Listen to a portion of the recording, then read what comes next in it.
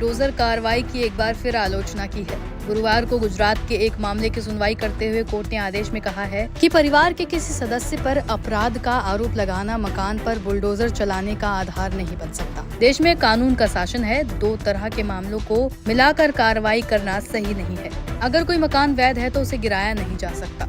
दरअसल गुजरात के खेड़ा के एक व्यक्ति ने दावा किया था उसके लीगल तरीके से बने मकान को नगर पालिका गिराना चाहती है। शख्स ने बताया कि उसके परिवार के एक सदस्य पर FIR दर्ज है और इसी के बाद उसे नगर पालिका ने मकान गिराने को लेकर जानकारी दी। अब सुप्रीम कोर्ट ने मामले में नोटिस जारी करते हुए नगर पालिका की कार्रवाई पर गुरुवार को रोक लगा दी है। अदालत ने सुनवाई के दौरान इसे लेकर तल्ख टिप्पणी की। न्यायमूर्ति हर्षिकेश रॉय, सुधांशु धूलिया और SVN भट्टी की पीठ ने कहा कि देश में कानून सर्वोच्च है। कोर्ट इस तरह की कार्रवाई पर आंखें नहीं मूंद सकता। ऐसी कार्रवाई को देश के कानून पर बुलडोजर चलाने के रूप में देखा जा सकता है। क्या है पूरा मामला? रिपोर्ट्स के मुताबिक गुजरात के खेड़ा जिले में रहने वाले याचिकाकर्ता जावेद अली महबूब मियां सैयद ने दावा किया कि उनके एक पुश्तैनी घर को काठलाल नगर पालिका गिराने का प्रयास कर रही है, जबकि वो वैध है। उनका कहना है कि 2 सितंबर 2024 को उनके भाई के खिलाफ यौन उत्पीड़न और हमले के आरोप में एक FIR दर्ज हुई है। इसके 4 दिन बाद यानी 6 सितंबर 2024 को काठलाल नगर पालिका ने उन्हें एक नोटिस भेजा जिसमें उनके घर को गिराने की बात कही गई थी। परिवार को सजा देना ठीक नहीं।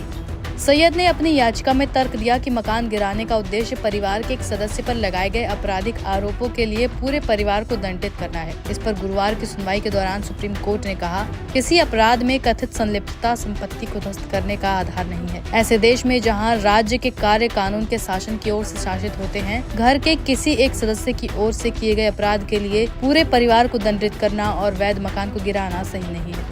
सभी दलीलों को सुनने के बाद पीठ ने बुलडोजर एक्शन पर रोक लगाते हुए संबंधित अधिकारियों से 1 महीने के अंदर स्पष्टीकरण मांगा है। सर्वोच्च न्यायालय ने आदेश दिया है कि इस बीच याचिकाकर्ता की संपत्ति के संबंध में सभी संबंधित पक्षों की ओर से यथास्थिति बनाई रखी जानी चाहिए। एक और केस में अदालत ने की थी आलोचना। 2 सितंबर को हुई एक सुनवाई में सुप्रीम कोर्ट ने कहा था कि वो पूरे भारत में इस तरह की कार्रवाई को विनियमित करने के लिए दिशा निर्देश जारी करेगा। जस्टिस भूषण R गवई और KV विश्वनाथन की पीठ ने सवाल किया था कि किसी व्यक्ति पर अपराध का आरोप होने पर घर को कैसे ध्वस्त किया जा सकता है। पीठ ने कहा था कि उचित कानूनी प्रक्रियाओं का पालन किए बिना दोष सिद्धि भी ऐसी कार्रवाई को उचित नहीं ठहराती। पीठ ने टिप्पणी की थी कि एक पिता का बेटा अड़ियल हो सकता है, लेकिन अगर